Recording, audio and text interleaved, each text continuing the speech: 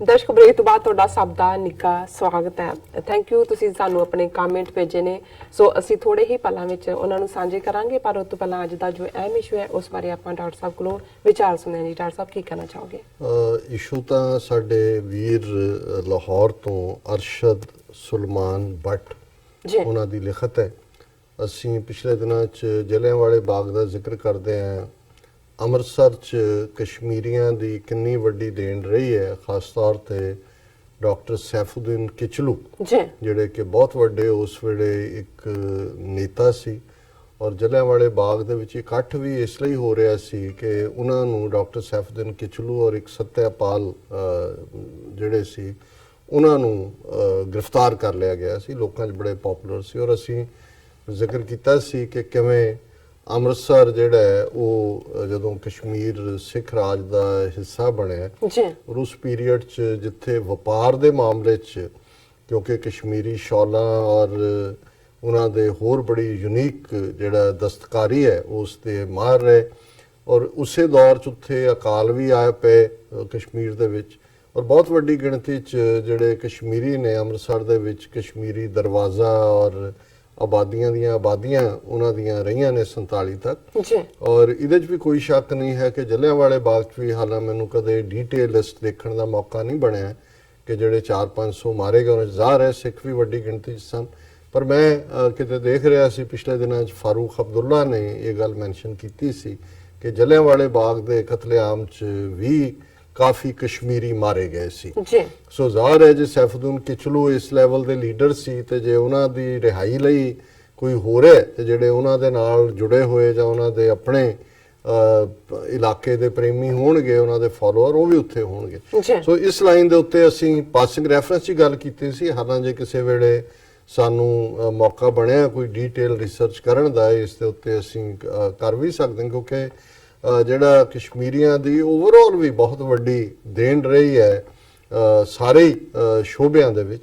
ਔਰ ਅਰਸ਼ਦ ਸੁਲੇਮਾਨ ਬੱਟ ਜੀ ਨੇ ਸਾਨੂੰ ਅੱਜ ਲਿਖਤ ਲਿਖੀ ਹੈ ਪਾਕਿਸਤਾਨੀ ਕਸ਼ਮੀਰੀਜ਼ ਜੀ, ਔਰ ਉਹਦੇ 'ਚ ਉਹਨਾਂ ਨੇ ਤੁਹਾਨੂੰ ਔਰ ਮੈਨੂੰ ਅਸਲਾਮ ਅਲੈਕਮ ਤੇ ਸਤਿ ਸ਼੍ਰੀ ਅਕਾਲ ਕਹਿ ਕੇ ਕਿਹਾ।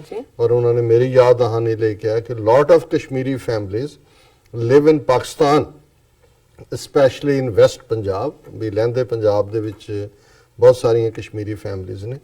ਦੇ migrated from Kashmir to Pakistan in Maharaja Ranjit Singh government to Dogra Raja till 1947 ਕਿ ਜਿਹੜੇ ਬਹੁਤ ਸਾਰੀਆਂ ਪਾਕਿਸਤਾਨ 'ਚ ਫੈਮਲੀਜ਼ ਨੇ ਉਹ ਸਿੱਖ ਰਾਜ ਦੇ ਵੇਲੇ ਤੇ ਸਮੇਂ ਤੋਂ ਹੀ ਲੈ ਕੇ ਡੋਗਰਾ ਰਾਜ ਤੱਕ 47 ਤੱਕ ਮਾਈਗ੍ਰੇਟ ਕਰਦੀਆਂ ਰਹੀਆਂ। These families are Butt family, Dar family, Khwaja family, Mir family and Sheikh family. Allama doctor Muhammad Iqbal belongs to this family कि ज़ाहिर है उन्होंने सारे ਜਿਹੜੇ ਵੱਡੇ ਘਰਾਣੇ ਨੇ ਉਹਨਾਂ ਦਾ ਜ਼ਿਕਰ ਕੀਤਾ ਵੀ ਇਹ ਸਾਰਿਆਂ ਦਾ ਪਿਛੋਕੜ ਕਸ਼ਮੀਰ ਦੇ ਨਾਲ ਜੁੜਦਾ ਹੈ। ਬਿਲਕੁਲ। all these families known and called in Pakistan Kashmiris ਕਿ ਵੀ ਇਹਨਾਂ ਨੂੰ ਪਾਕਿਸਤਾਨੀ ਕਸ਼ਮੀਰੀ ਕਿਹਾ ਜਾਂਦਾ ਹੈ। Doctor Sahib Indian media often shouting for Kashmiri pandits but they don't know us ਕਿ ਉਹਨਾਂ ਨੇ ਕਦੇ ਇਹ ਜ਼ਿਕਰ ਹੀ ਨਹੀਂ ਕੀਤਾ ਕਿ ਵੀ ਪਾਕਿਸਤਾਨ ਦੇ ਵਿੱਚ ਵੀ ਜਿਹੜੇ ਕਸ਼ਮੀਰੀ ਨੇ ਕਿਵੇਂ ਉੱਥੋਂ ਦੇ ਵਸਨੀਕ ਨੇ ਔਰ ਉਹ ਪਾਕਿਸਤਾਨੀ ਕਸ਼ਮੀਰੀ ਨੇ। We are Kashmiris, we live in Pakistan but our heart beats with Kashmir ਕਿ ਬੇਸ਼ੱਕ ਅਸੀਂ ਪਾਕਿਸਤਾਨ 'ਚ ਰਹਿੰਦੇ ਹਾਂ ਪਰ ਸਾਡਾ ਦਿਲ ਕਸ਼ਮੀਰ ਦੇ ਨਾਲ ਹੀ ਧੜਕਦਾ, ਕਸ਼ਮੀਰੀਆਂ ਦੇ ਨਾਲ।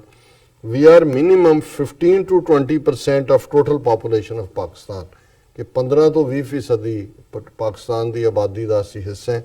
ਇਹ ਸਟੇਟਮੈਂਟ ਮੈਨੂੰ ਨਹੀਂ ਪਤਾ ਵੀ ਡੈਮੋਗ੍ਰਾਫਿਕਸ ਕੀ ਨੇ। ਹਾਲਾਂਕਿ ਮੈਨੂੰ ਇਹ ਪਤਾ ਹੈ ਵੀ ਇਵਨ ਨਵਾਜ਼ ਸ਼ਰੀਫ ਫੈਮਿਲੀ ਜਿਨ੍ਹਾਂ ਦਾ ਮੂਲ ਓਰੀਜਨ ਕਸ਼ਮੀਰੀ ਹੈ ਉਹ ਇਧਰ ਅੰਮ੍ਰਿਤਸਰ ਜ਼ਿਲ੍ਹੇ ਦੇ ਵਿੱਚ ਉਮਰਾਂ ਜਾਤੀ ਜਾਂ ਉਮਰਾਂ ਜੱਟੀ ਹੋਏਗਾ ਪਰ ਉਮਰਾਂ ਜਾਤੀ ਮੋਸਟਲੀ ਕਿਹਾ ਜਾਂਦਾ ਹੈ, ਉੱਥੋਂ ਦੇ ਰਹਿਣ ਵਾਲੇ ਸੀ। ਔਰ ਉਸ ਤੋਂ ਪਹਿਲਾਂ 47 ਤੋਂ ਹੀ ਪਹਿਲਾਂ ਉਹਨਾਂ ਦੀ ਫੈਮਿਲੀ ਨੇ ਦੁਬਈ ਜਾਂ ਕਿਤੇ ਆਪਣਾ ਬਿਜ਼ਨਸ ਐਸਟੈਬਲਿਸ਼ ਕੀਤਾ ਔਰ ਉਹਨਾਂ ਦਾ ਸੰਬੰਧ ਜਿਹੜਾ ਆਪਣੇ ਪਿੰਡ ਦੇ ਨਾਲ ਵੀ ਰਿਹਾ। ਔਰ ਉਹਨਾਂ ਨੇ ਈਵਨ ਜਿਹੜਾ ਪਾਕਿਸਤਾਨ 'ਚ ਵੀ ਬਣਾਇਆ ਆਪਣਾ ਬਹੁਤ ਵੱਡਾ ਮੈਂਸ਼ਨ, ਉਸ ਦਾ ਨਾਮ ਉਮਰਾਂ ਜਾਤੀ। ਉਹਨਾਂ ਦਾ ਵੀ ਓਰੀਜਨ ਨਵਾਜ਼ ਸ਼ਰੀਫ ਫੈਮਿਲੀ ਕਸ਼ਮੀਰੀਆਂ ਦਾ ਪਰ 15 ਤੋਂ 20% ਟੋਟਲ ਪੋਪੂਲੇਸ਼ਨ ਦਾ ਪਾਕਿਸਤਾਨ ਦਾ ਕਸ਼ਮੀਰੀ ਓਰੀਜਨ ਦੇ ਨੇ। ਇਹ ਜਿਹੜਾ ਇਸ ਬਾਰੇ ਮੈਂ ਚਾਹਾਂਗਾ ਕਿ ਸਾਨੂੰ ਹੋਰ ਵੀ ਸਾਡੇ viewers the. So doctor Sahib please in future when you talk for Kashmiris, please remember us. So Sulman Bhatt ਸਾਹਿਬ ਅਸੀਂ ਫਿਊਚਰ ਨਹੀਂ ਨਾਲ ਦੀ ਨਾਲ ਹੀ ਤੁਹਾਨੂੰ ਯਾਦ ਕੀਤਾ ਹੈ। ਜੀ। ਔਰ ਮੈਂ ਸਮਝਦਾ ਹਾਂ ਕਿ ਵੀ ਇਸ 'ਚ ਕੋਈ ਸ਼ੱਕ ਨਹੀਂ ਹੈ ਕਿ ਕਸ਼ਮੀਰ ਦਾ ਇੱਕ ਆਪਣਾ ਯੂਨੀਕ ਕਲਚਰ ਹੈ ਜੀ। ਔਰ ਜੇ ਅਲਾਮਾ ਇਕਬਾਲ ਜਿਨ੍ਹਾਂ ਦਾ ਥਾਟ, ਜਿਨ੍ਹਾਂ ਦਾ ਫਲਸਫਾ, ਜਿਨ੍ਹਾਂ ਦੀ ਫਕੀਰੀ ਔਰ ਜਿਨ੍ਹਾਂ ਦੀ ਸ਼ਖਸੀਅਤ ਸਾਊਥ ਏਸ਼ੀਆ ਦੇ ਵਿੱਚ ਮੈਂ ਸਮਝਦਾ ਹਾਂ ਵੀ ਹਰ ਪਾਸਿਓਂ ਐਕਸੈਲ ਕਰਦੀ ਹੈ। ਬਿਲਕੁਲ। ਉਹ ਵੀ ਕਸ਼ਮੀਰ ਦੇ ਨਾਲ ਸੰਬੰਧਿਤ ਫੈਮਿਲੀ ਔਰ ਹੋਰ ਵੀ ਬਹੁਤ ਸਾਰੇ, ਈਵਨ ਜੇ ਅਸੀਂ ਸਿੱਖ ਕੌਮ ਦੇ ਹਵਾਲੇ ਨਾਲ ਗੱਲ ਕਰੀਏ ਕਿਸੇ ਵੇਲੇ ਇਸ ਤੇ ਵੀ ਅਸੀਂ ਸੈਗਮੈਂਟ ਕਰ ਸਕਦੇ ਹਾਂ ਜੀ। ਕਿ ਕਿੰਨੀ ਵੱਡੀ ਈਵਨ ਸਿੱਖ ਲਿਟਰੇਚਰ ਦੇ ਵਿੱਚ, ਸਿੱਖ ਹਿਸਟਰੀ ਦੇ ਵਿੱਚ ਕਸ਼ਮੀਰਵਾਦੀ ਦੇ ਸਿੱਖਾਂ ਦੀ ਦੇਣ ਹੈ।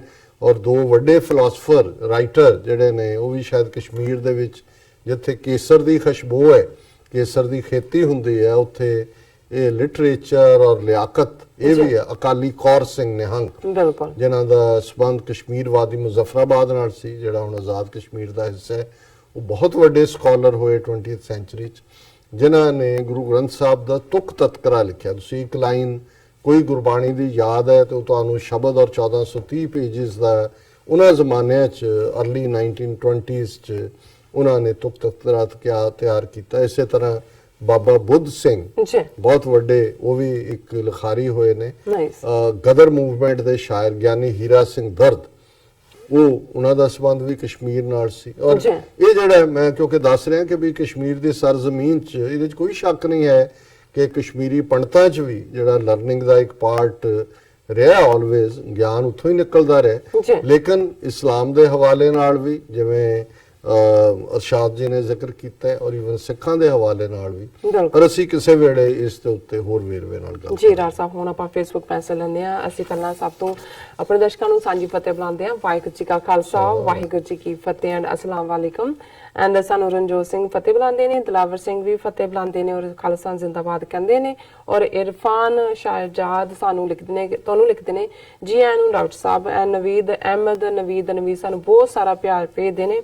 ਔਰ ਐਸ ਸੁਰਿੰਦਰ ਯੂਕੇ ਤੋਂ ਲਿਖਦੇ ਨੇ ਸ਼੍ਰੀਲੰਕਾ ਵਿੱਚ ਉੱਠੀ ਹਿੰਸਾ ਦੀ ਲਹਿਰ ਪਿੱਛੇ ਕੌਣ? ਸ਼੍ਰੀਲੰਕਾ ਵਿੱਚ ਹੋਏ ਬੰਬ ਧਮਾਕਿਆਂ ਵਿੱਚ ਹੁਣ ਤੱਕ ਦੀ ਗਿਣਤੀ ਮੁਤਾਬਕ 359 ਬੰਦੇ ਮਾਰੇ ਗਏ ਜਦ ਕਿ ਬਹੁਤ ਵੱਡੀ ਗਿਣਤੀ ਵਿੱਚ ਜ਼ਖਮੀ ਹੋਏ ਹਨ। ਮਰਨ ਵਾਲੇ ਜ਼ਿਆਦਾ ਈਸਾਈ ਭਾਈਚਾਰੇ ਨਾਲ ਸੰਬੰਧਿਤ ਦੱਸੇ ਜਾਂਦੇ ਹਨ। ਇਹ ਬੰਬ ਕੋਲੰਬੋ ਤੋਂ ਇਲਾਵਾ ਸ਼੍ਰੀਲੰਕਾ ਦੇ ਦੂਸਰੇ ਹਿੱਸਿਆਂ ਵਿੱਚ ਹੋਏ ਹਨ। ਬੰਬ ਧਮਾਕੇ ਈਸਾਈ ਭਾਈਚਾਰੇ ਦੇ ਪਾਵਨ ਤਿਉਹਾਰ ਈਸਟਰ ਦੇ ਮੌਕੇ ਚਰਚਾਂ ਹੋਟਲਾਂ ਵਿੱਚ ਹੋਏ ਹਨ। ਸ਼੍ਰੀਲੰਕਾ ਲੰਮਾ ਸਮਾਂ ਖਾਨਾ ਜੰਗੀ ਦਾ ਸ਼ਿਕਾਰ ਰਿਹਾ ਹੈ। ਪਿਛਲੇ 10 ਸਾਲਾਂ ਤੋਂ ਇੱਥੇ ਅਮਨ ਹੈ। ਸ਼੍ਰੀਲੰਕਾ ਵਿੱਚ ਹੋਏ ਇਹਨਾਂ ਬੰਬ ਧਮਾਕਿਆਂ ਨੇ ਸਾਰੀ ਦੁਨੀਆ ਦਾ ਧਿਆਨ ਖਿੱਚਿਆ ਹੈ। ਇਹਨਾਂ ਬੰਬ ਧਮਾਕਿਆਂ ਦੀ ਜ਼ਿੰਮੇਵਾਰੀ ਕਿਸੇ ਮੁਸਲਿਮ ਸੰਗਠਨ ਨੇ ਲਈ ਹੈ, ਜਦਕਿ ਸ਼੍ਰੀਲੰਕਾ ਵਿੱਚ ਮੁਸਲਿਮ ਈਸਾਈ ਝਗੜਾ ਕਦੀ ਨਹੀਂ ਹੋਇਆ। ਮੁਸਲਮਾਨ ਜੋ ਕਿ ਸ਼੍ਰੀਲੰਕਾ ਵਿੱਚ ਬਹੁਤ ਘੱਟ ਗਿਣਤੀ ਵਿੱਚ ਹਨ, ਜੇਕਰ ਉਹਨਾਂ ਤੇ ਇਹ ਇਲਜ਼ਾਮ ਲੱਗਦਾ ਹੈ ਤਾਂ ਯਕੀਨਨ ਇੱਕ ਨਵੀਂ ਨਸਲ ਕੁਸ਼ੀ ਦੀ ਤਿਆਰੀ ਸ਼ੁਰੂ ਹੋਣ ਜਾ ਰਹੀ ਹੈ। ਹੁਣ ਬੋਧੀ ਦੇਸ਼ ਵਿੱਚ ਮੁਸਲਿਮ ਈਸਾਈਆਂ ਦਾ ਭੇੜ ਕਰਵਾਇਆ ਜਾਵੇਗਾ। ਇਸ ਤੋਂ ਪਹਿਲਾਂ ਜੋ ਕੁਝ ਮਿਆਂਮਾਰ ਵਿੱਚ ਵਾਪਰਿਆ ਹੈ, ਬਿਲਕੁਲ ਉਹ ਕਹਾਣੀ ਹੁਣ ਸ਼੍ਰੀਲੰਕਾ ਵਿੱਚ ਦੁਹਰਾਈ ਜਾ ਰਹੀ ਹੈ। ਕੇਵਲ ਪਾਤਰ ਬਦਲ ਗਏ ਹਨ। ਕਹਾਣੀ ਮੈਂ ਬਦਲ ਗਿਆ ਹੈ। ਉਹਨਾਂ ਨੇ ਲਿਖਿਆ ਹੈ ਕਿ ਕਹਾਣੀ ਦਾ ਪਲਾਟ ਉਹੀ ਹੈ। ਇਸ ਕਹਾਣੀ ਨੂੰ ਮਜ਼ਹਬੀ ਰੰਗ ਦੇਣ ਲਈ ਇਸਲਾਮੀ ਫੋਬੀਆ ਖੜਾ ਕੀਤਾ ਗਿਆ ਹੈ। ਜਿਨ੍ਹਾਂ ਤਾਕਤਾਂ ਨੇ ਅਖੰਡ ਭਾਰਤ ਬਣਾਉਣਾ ਹੈ ਉਹੀ ਉਹਨਾਂ ਦੀ ਸੂਚੀ ਵਿੱਚ ਸ਼੍ਰੀਲੰਕਾ ਵੀ ਸ਼ਾਮਲ ਹੈ। ਜਿਨ੍ਹਾਂ ਨੂੰ ਇਸ ਬਾਰੇ ਸਮਝ ਹੈ ਉਹ ਸਾਰੀ ਖੇਡ ਸਮਝ ਜਾਂਦੇ ਹਨ। ਸ਼੍ਰੀਲੰਕਾ ਵਿੱਚ ਹੋਈ ਇਸ ਨਵੀਂ ਹਿੰਸਾ ਵਿੱਚ ਰਾਹ ਦੀ ਸ਼ਮੂਲੀਅਤ ਹੋਣ ਦੀ ਸੰਭਾਵਨਾ ਰੱਦ ਨਹੀਂ ਕੀਤੀ ਜਾ ਸਕਦੀ। ਆਮੀਨ ਉਹਨਾਂ ਨੇ ਲਿਖਿਆ ਜੀ। ਸੁਰਿੰਦਰ ਜੀ ਬਹੁਤ ਬਹੁਤ ਸ਼ੁਕਰੀਆ, ਕਿਉਂਕਿ ਇਹ ਗੱਲ ਰਿਪੀਟਡਲੀ ਅਸੀਂ ਕਹਿਣ ਦੀ ਕੋਸ਼ਿਸ਼ ਕੀਤੀ ਹੈ ਕਿ ਜ਼ਰੂਰੀ ਨਹੀਂ ਕਿ ਸਾਹਮਣੇ ਜਿਹੜੇ ਚਿਹਰੇ ਨੇ ਉਹ ਮੁਸਲਮਾਨ ਨੇ ਕਿ ਸਿੱਖ ਨੇ ਕਿ ਈਸਾਈ ਨੇ ਕਿ ਬੌਧੀ ਨੇ, ਪਰ ਇਹ ਪਹਿਲੇ ਦਿਨ ਤੋਂ ਹੀ ਜਿਹੜਾ ਹੈ ਇਹ ਰਾਹ ਦਾ ਪਲਾਟ ਹੈ। ਸ਼੍ਰੀਲੰਕਾ ਨੂੰ ਡੀਸਟੈਬਲਾਈਜ਼ ਰੱਖਣਾ ਚਾਹੁੰਦੇ ਨੇ ਔਰ ਇਹ ਮੁਸਲਮਾਨਾਂ ਔਰ ਈਸਾਈਆਂ ਦਾ ਭੇੜ ਇਹਨਾਂ ਦੇ ਅਖੰਡ ਭਾਰਤ ਨੂੰ ਵੀ ਸੂਟ ਕਰਦਾ ਹੈ ਔਰ ਇਹ ਮਿਆਂਮਾਰ ਦੀ ਐਕਸਟੈਂਸ਼ਨ ਹੀ ਹੈ ਸ਼੍ਰੀਲੰਕਾ। ਔਰ ਕੁਇਕਲੀ ਮੈਂ ਹਾਲਾਂ ਵਕਤ ਦੇਖ ਰਿਹਾ Garry Sandhu, Manjeet Singh Matharu, Surinder Singh ji, unknown human, ਜਿਨ੍ਹਾਂ ਨੇ ਕਿਹਾ ਕਿ ਸੰਨੀ ਦਿਓਲ ਜਿਹੜਾ ਹੈ ਇਹ ਬਿਲਕੁਲ ਉਹਨਾਂ ਦਾ ਹੀ ਨਵਜੋਤ ਸਿੱਧੂ ਵਾਂਗ ਹੀ ਬੇਵਕੂਫ ਬਣਾਏਗਾ ਲੋਕਾਂ ਨੂੰ, ਹਿੰਦੂ ਤਵੀਆਂ ਦਾ ਜਿਹੜਾ ਚਮਚਾ। ਜੀ ਔਰ ਫਿਰ ਉਹਨਾਂ ਨੇ ਕਿਹਾ ਵੀ unfortunately ignorant and fake Sikhs have been used since last 70 years by these same Hindutva masters to do their dirty work। और फयाज लोंजे ने कहा कि आज रवीश कुमार का प्राइम टाइम शो ये पॉलिटिकल प्रोग्राम ज़रूर देखिएगा, आपके इस टॉपिक पर कमाल प्रोपेगेंडा किया है पाक खालिस कश्मीर जिंदाबाद। मैं ऑलरेडी उन्होंने रिकमेंड किया सारे कि उन्होंने ज़रूर देखो। ਬਿਲਕੁਲ और मनजीत सिंह मठारू कहते हैं कि बहुत थोड़े कलाकार लोगों की निरपक्ष सोच के धारनी होंगे ने, और ਬਾਲੀਵੁੱਡ ਨੇ ਸਿੱਖੀ ਨੂੰ ਢਾਉਣ ਦਾ ਕੰਮ ਸ਼ੁਰੂ ਕੀਤਾ 1947 ਤੋਂ ਹੀ।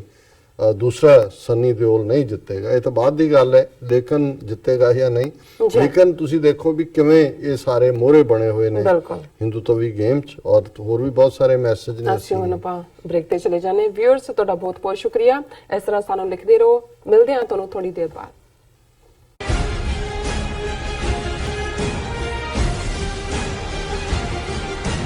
ਕੀ ਤੁਸੀਂ ਰੋਜ਼ਾਨਾ ਕੰਮ ਤੇ ਆਪਣਾ ਵਧੇਰੇ ਸਮਾਂ ਬਿਤਾਉਣ ਤੋਂ ਪਰੇਸ਼ਾਨ